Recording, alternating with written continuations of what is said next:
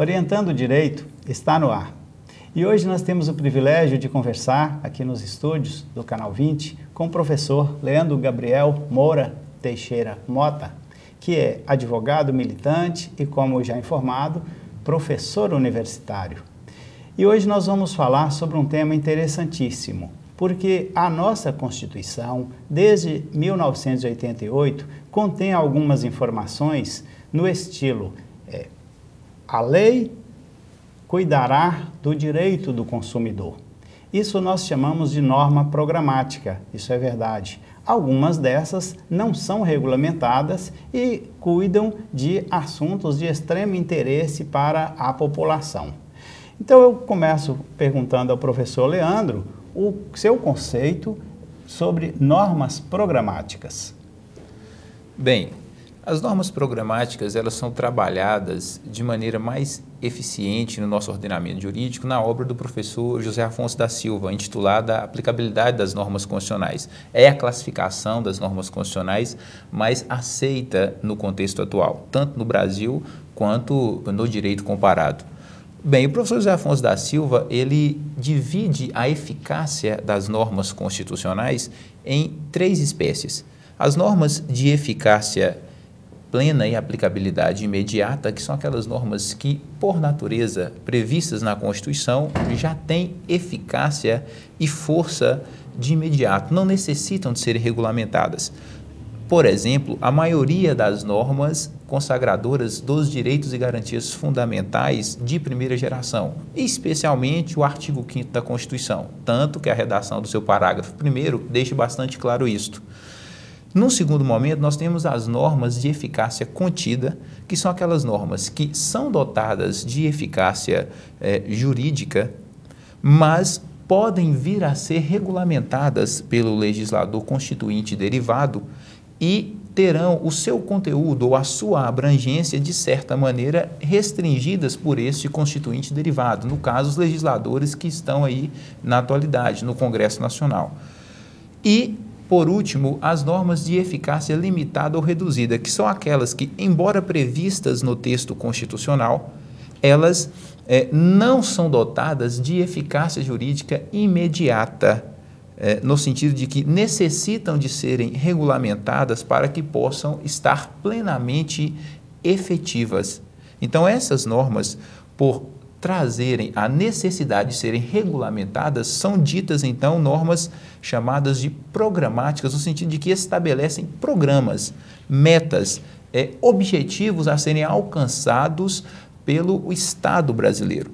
Em especial, é preciso deixar claro também que, embora as normas tenham eficácias jurídicas diferenciadas, todas são dotadas de imperatividade jurídica. Significa dizer que mesmo a norma constitucional de eficácia limitada, que necessita de ser regulamentada, ela não se restringe a um mero conselho jurídico, ou seja, o Constituinte originário não dá para o legislador ordinário o poder absoluto de regulamentar esta norma no momento que entender necessário, ou seja, prejudicando o direito previsto pelo Constituinte originário. Logo, a norma tem imperatividade jurídica, apenas a eficácia dela é, de certa maneira, adiada até que seja regulamentada.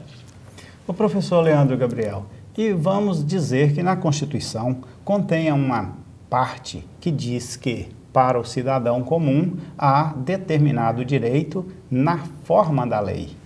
E esta, na forma da lei, que é a expressão que consta lá, quer dizer que haverá uma lei ou que alguma lei pré-existente seria alcançada pela Constituição e adotada como válida para aquele caso.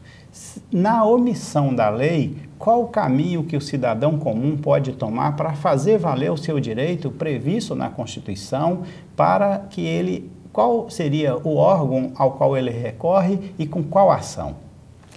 Bem, na atual sistemática da nossa Constituição, nós temos dois instrumentos fortíssimos para combater o que nós chamamos das omissões inconstitucionais e combater o que nós chamamos de síndrome da inefetividade das normas constitucionais ditas anteriormente, ou seja, aquelas que necessitam de serem regulamentadas. Nesse contexto, nós temos a ação direta de constitucionalidade por omissão, ou ADO, que é um mecanismo de controle concentrado. Logo, ela só pode ser utilizada pelos legitimados para o controle concentrado, que são 9, previstos no artigo 103 da nossa Constituição Federal. A ADI por omissão, ela só dá ao Poder Judiciário o poder de apenas cientificar o poder omisso da sua mora, isso no caso do Legislativo. No caso do Executivo, pode-se estabelecer um prazo para que supra a omissão de 30 dias ou mais, a depender das peculiaridades do caso concreto. Então, nós já vimos uma clara distinção entre a ADI por omissão e o mandado de injunção, na medida em que a ADI por omissão ela é um mecanismo que os atores dela são restritos.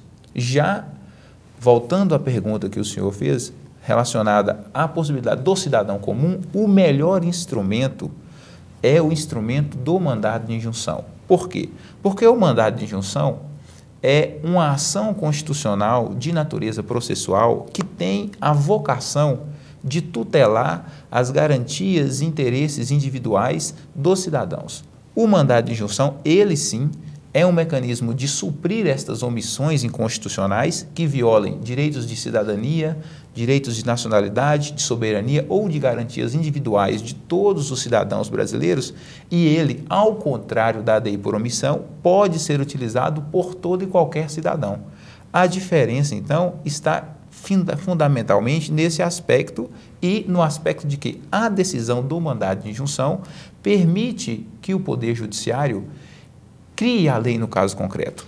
O Judiciário abandona a postura inicial de legislador meramente negativo, que a gente chama no contexto constitucional, ou seja, aquele que apenas exclui as normas incompatíveis, e passa para o papel de legislador positivo, ou seja, aquele que vai criar a lei no caso concreto com o objetivo de quê?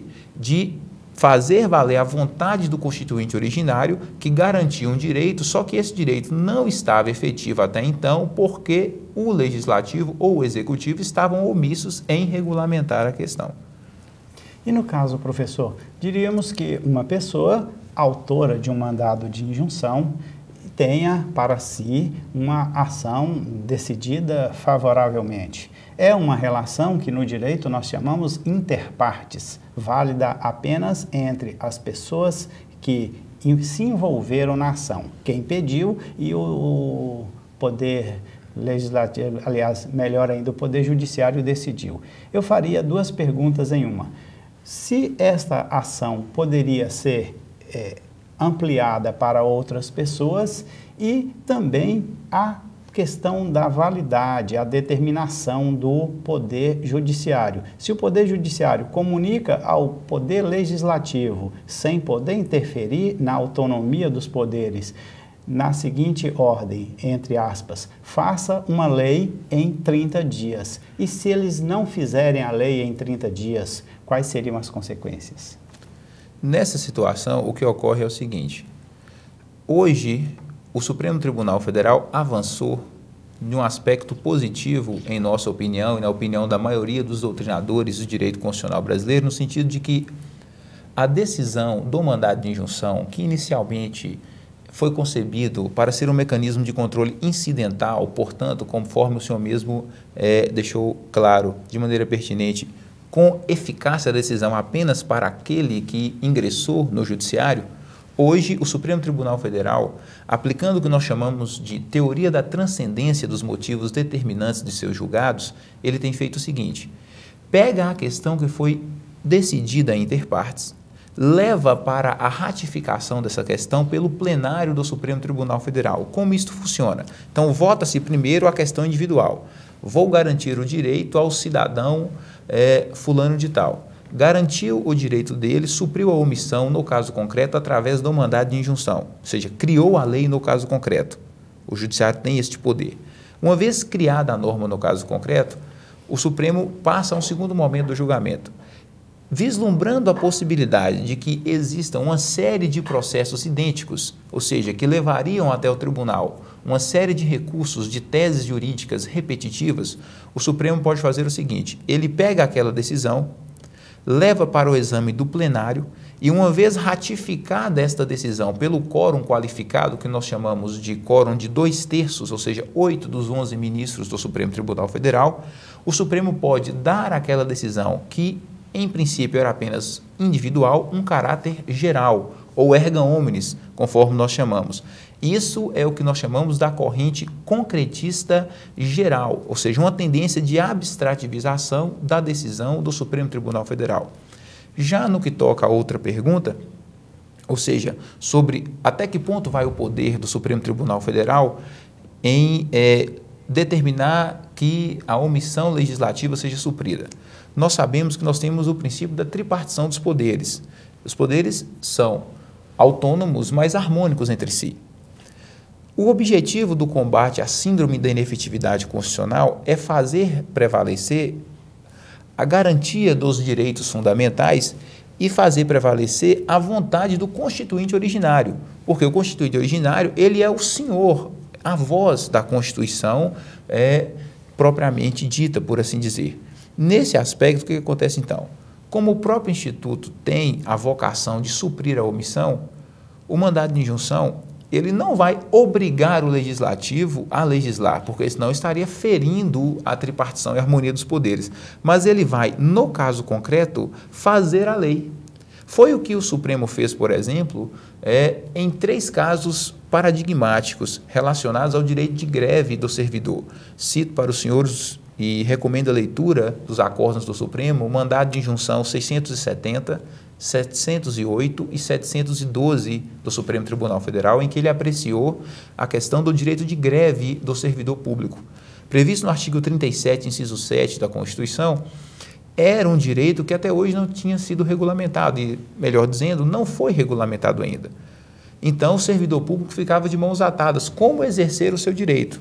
O Constituinte originário concedeu a ele o direito, mas impôs que ele seria regulamentado. Então, para exercer, necessitaria da regulamentação. Passados 22 anos, não havia a regulamentação ainda, como ainda não há. Então, o Supremo, ao julgar estes mandados de injunção, promovendo uma revolução na sua jurisprudência, concretizou o direito dos trabalhadores públicos, dos servidores públicos, e julgou procedente o mandado de injunção 670, 708 e 712, para então dar, no caso concreto, o direito a esses servidores. O que ele fez? Ao invés de editar a norma, porque ele poderia criar a norma no caso concreto, ele mandou aplicar a legislação do setor privado, 7783, que é a lei de greve do setor privado, aplicando, por analogia, ao setor público. E esta decisão prevalece, então, enquanto perdurar a omissão do Legislativo. Ou seja, a decisão do Supremo permanece eficaz, suprindo a omissão no caso concreto, enquanto durar também a omissão do Legislativo. Professor Leandro Gabriel, existia na Constituição de 1988, em seu texto originário, uma determinação no parágrafo 3º do artigo 192 de que os juros no Brasil seriam, no máximo, de 12%. Houve uma omissão legislativa, faltou uma lei durante muito tempo, até que no início do governo do Lula, ele mandou uma proposta de emenda constitucional retirando esta norma programática. Existem outros casos parecidos que a omissão ficou durante tanto tempo que acabou havendo uma modificação justamente para não terem que regulamentar um direito previsto na Constituição? Olha, nós temos conhecimento de que quando a Constituição brasileira entrou em vigência em 5 de outubro de 88, ela nasceu basicamente com quase 200 dispositivos para serem regulamentados. O artigo 192, parágrafo 3º, lembrado na pergunta, é um desses casos, que previa esta taxa de juros e necessitava de ser regulamentado. Ficou por, basicamente, de 88 até início de 2003 sem ser regulamentado. Com a emenda 40, suprimiu essa redação. E o Supremo, então, já pacificou o entendimento para evitar maiores controvérsias judiciais, editou uma súmula, a súmula 648, que é uma súmula comum, e depois essa súmula foi transformada em súmula vinculante número 7, dizendo que a redação do artigo 192 só para ter eficácia, necessitaria de ser regulamentada. Como ela não foi regulamentada e já saiu do texto constitucional, mesmo os contratos vigentes à época em que a redação do artigo ainda estava presente na Constituição, esses contratos não poderão alegar, na atual interpretação do Supremo Tribunal Federal, ou a vigência do parágrafo 3º em seu benefício. Além dessa situação, nós temos outras situações que até o momento não foram regulamentadas, mas que não saíram da Constituição, como, por exemplo, a questão do aviso prévio, e aí interessa em especial aos trabalhadores brasileiros, o aviso prévio proporcional. Até hoje não foi regulamentado, previsto no artigo 7º da Constituição Federal, no seu inciso 22. O aviso prévio proporcional até o momento não foi regulamentado. Uma outra situação que também não foi regulamentada, muito pertinente, é a situação do direito à aposentadoria especial para os servidores públicos. Inclusive, neste aspecto, nós temos pendente de julgamento no Supremo Tribunal Federal o mandado de injunção 931, que todos os nossos telespectadores poderão acompanhar o desenrolar dele, mas discutindo essa questão, e parece-me que o Supremo vai nessa mesma linha, julgou o mandado de injunção 721 e 758, nesta mesma linha, ou seja, buscando garantir ao servidor público o direito à regulamentação do Instituto, ou fazer valer o artigo 40, parágrafo 4º, que determina, portanto, o direito à aposentadoria especial do servidor público, que até hoje não foi regulamentado. Professor, em rapidíssimas palavras, você está dizendo de mandado de injunção cuja ação tem que ser proposta em nível federal, em Brasília, diríamos assim.